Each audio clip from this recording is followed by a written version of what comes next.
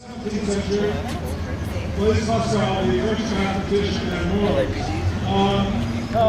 In the 17th century, Blaise Pascal, the French mathematician and moralist. And we're going to hear from him more a little bit later. But before that, we need to understand that the modern emphasis on production is not simply about economics. Because in modern times, we no longer believe that social organization is received from nature, transmitted via the ancestors, or given by God. No, we know that we must produce social organization by ourselves.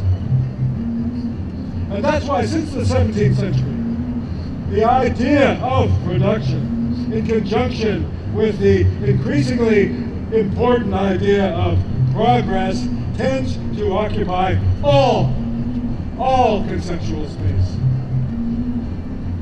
Society itself becomes an artificial production, a spectacle.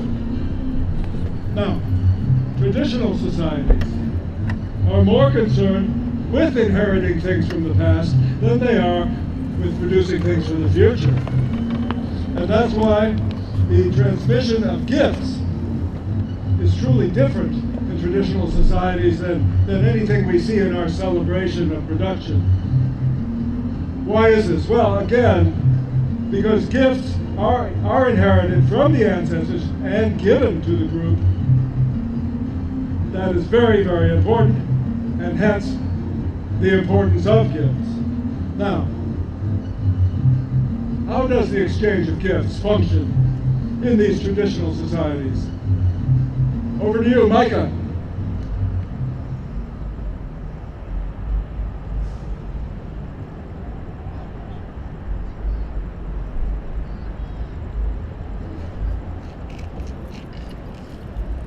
Place, Polynesia, Island, Samoa, people, Maori, and island.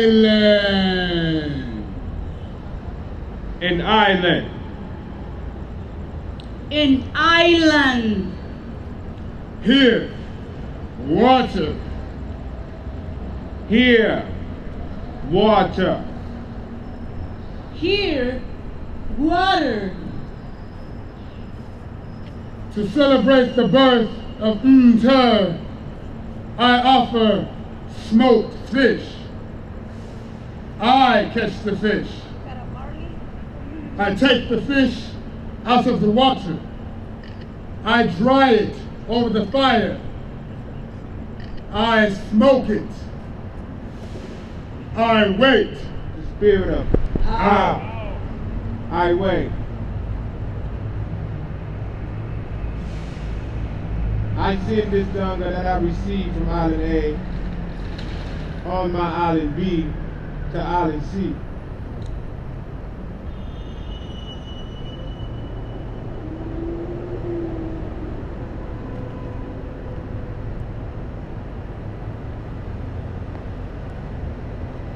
I received this tahanga from Island B on my Island C. I received this tahanga from Island C on my Island B. It is charged with the spirit of Katiana, enough of this subject. Gift exchange dance.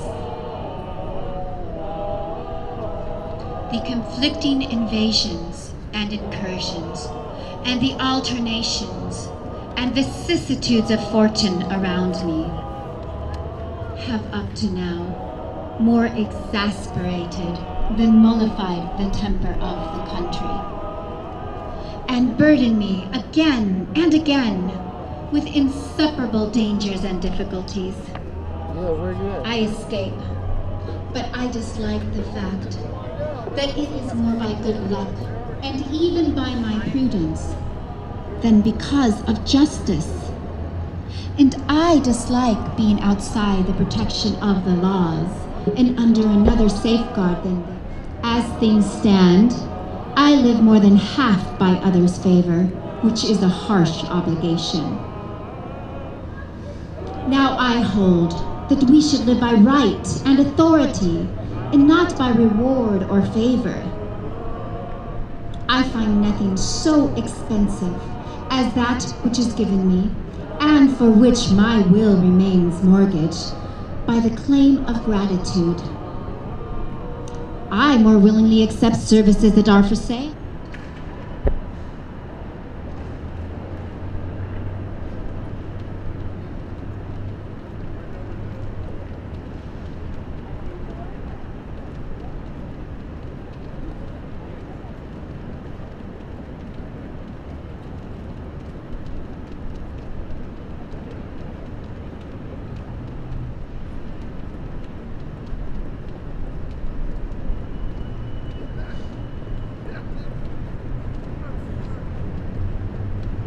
End of potlatch. To circulate at 3 highly ritualized times of year: giving, receiving, and repaying.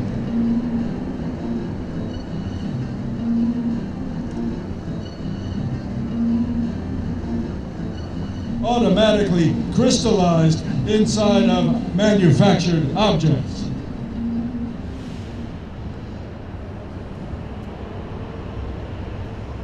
Adam Smith. Thank you. I'm Adam Smith, and I'm going to visit a mirror factory. And me, I am the owner of the mirror factory. Let's go. So, my friend, what is it that you make? Mirrors. What is your name? Blaise Pascal. And how old are you? 16. And you are the one who invented that? Yes. What is it called? The Pascaline. And how did you discover it? At first I was taught my father, but now it can serve everyone. Oh, yes? Yes. It's a mechanical manifestation of a pure mental process. A mechanical manifestation of a pure mental process? Oh, my. Yes, it's used to calculate, but more importantly, it saves time. Oh, right. Well, let's try it. Let's try it. The numbers. 1, 2, 3, 4, 5. Yes, this machine was invented by Blaise Pascal to calculate duties and taxes. 6, 7, 8, 9, 0. And he dedicated it to the French Chancellor, gave it as a gift to the Queen of Sweden. This machine is really about power. The gears. Rod. Coil. Roller. Teeth. Disc. Hook. First calculation. 1. Gear. Plus 1 gear equals 2. I do not really understand what is going on. Do it again. Second calculation. 4 gear plus 6 gear equals 10. Incredible! Do it again. Since when? Hasn't been long since we got to Dutch gesture. How do you proceed? Yeah, put on a sheet of glass, a layer of pewter or lead. How many steps are in the process? There are many. There are the chemists, the glass blowers, those who heat the pewter or lead, those who apply it. You divide up the task. Yes. That way you increase your productivity. Yes. The tasks are repetitive. Yes. What do the workers think of it? I don't understand that question. What is the state of the market? Good, it regulates itself. Would you like for it to regulate itself more? No. May I speak to some of your workers?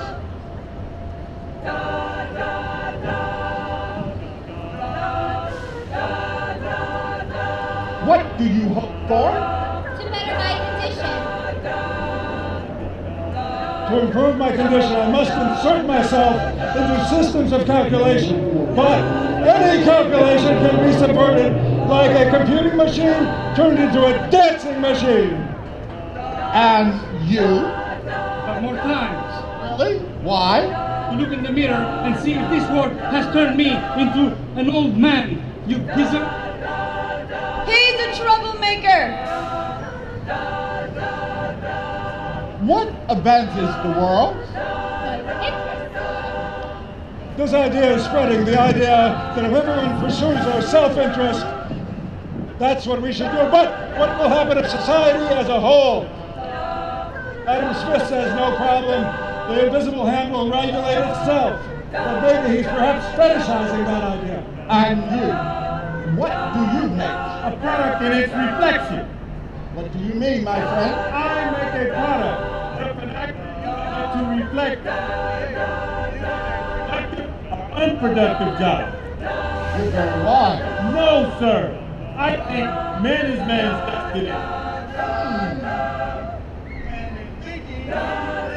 So! Mr. Smith, this interview is over. You come with me to my office.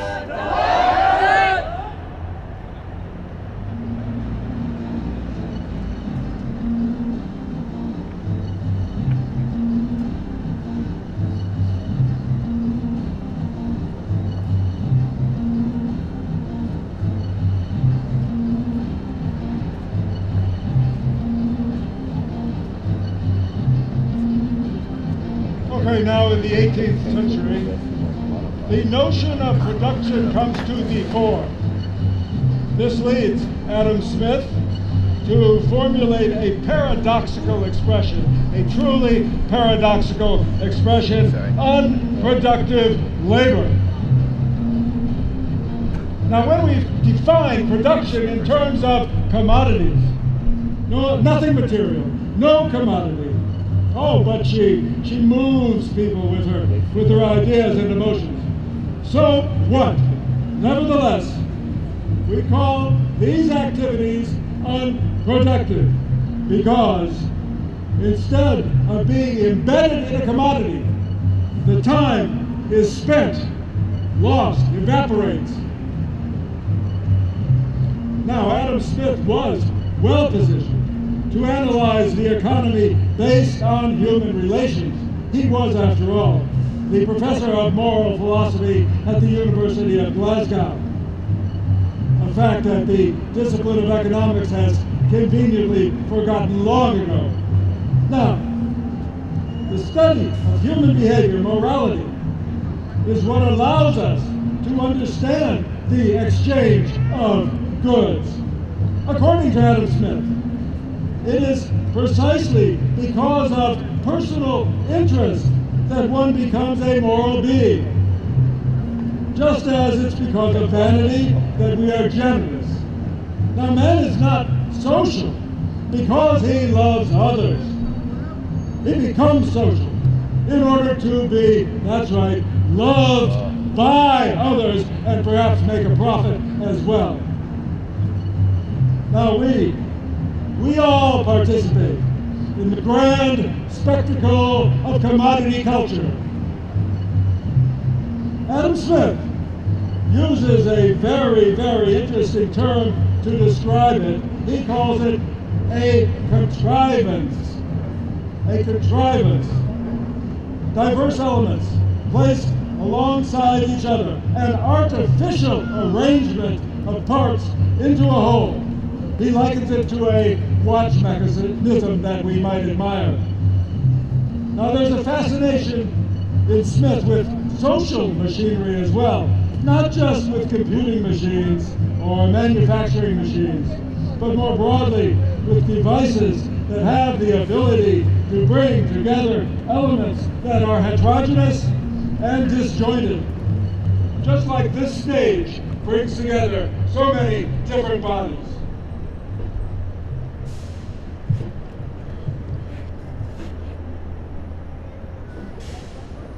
My child, from atop my tower, I see your little body, my love. Iridescent air in the air, you play. Croaking frogs, swallowing circles. In the river, you wash your angel body. My child, my life. In your park, in Rattan, on the gold blanket, you rested your body. In the shadow, under the blood-red gladiolus. In the gliding shadows, brushing through your golden hair. In your hands, star numbers, the letters A, B, C, D, cubes, rags, your laugh, radiant waterfall, teeth offered to the sun. In the garden, from atop my tower, my love, my sight is upon you.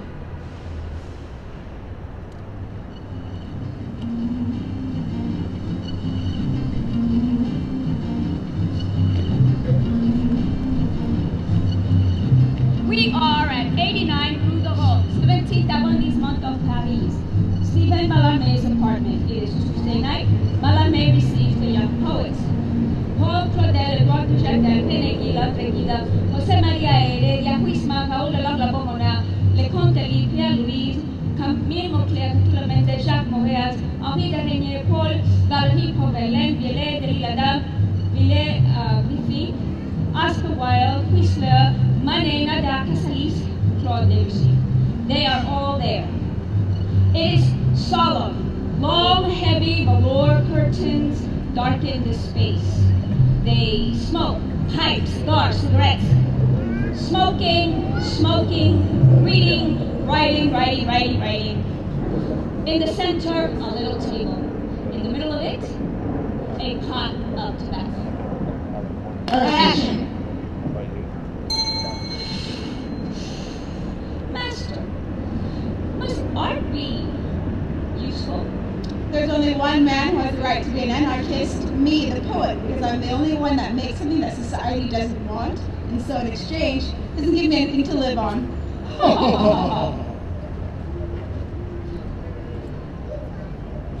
What is there to write? You've seen the Princess Melon. These are words that are put aside, a bit deflected. There is something born in the retreat of words. You have said, don't paint the thing, but the effect it produces.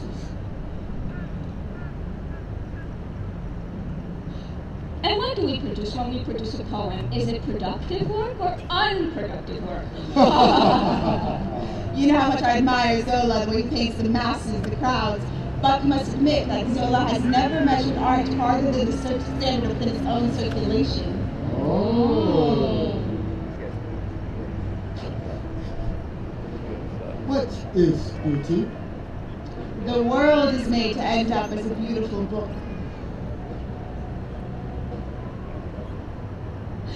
And about this book, the book that you have been speaking about for so long, where are you with it? My book, the book, it's very simple for the elite and the masses. 20 session, 24 elite auditors. 20 times 24 equals 480. 480 elite auditors. 500 francs is the intellectual guarantee from every double lecture performed and read 500 times 2.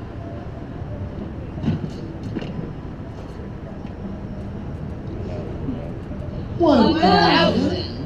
480 times 1,000. 480,000. 480,000 francs in an intellectual guarantee means 480,000 published copies of the book sold at 1 franc each. 480,000 times 1. 480,000. 480,000 readers of the book.